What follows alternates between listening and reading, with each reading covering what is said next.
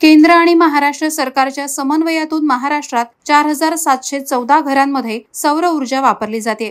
पंतप्रधान सौर घर मोफत योजनेला उदंड प्रतिसाद देत राज्यातील 31,000 घरे सौर ऊर्जेचे नियमित वापरकर्ते झालेत। यापैकी 4714 ग्राहकांकडे प्रत्यक्षात सौर ऊर्जेचे दिवे चालवले जातात। त्याशिवाय राज्यात आणखी 875 अशा सौर ऊर्जेच्या प्रकल्पांची कामं वेगानं पूर्णत्वाकडे जात आहेत।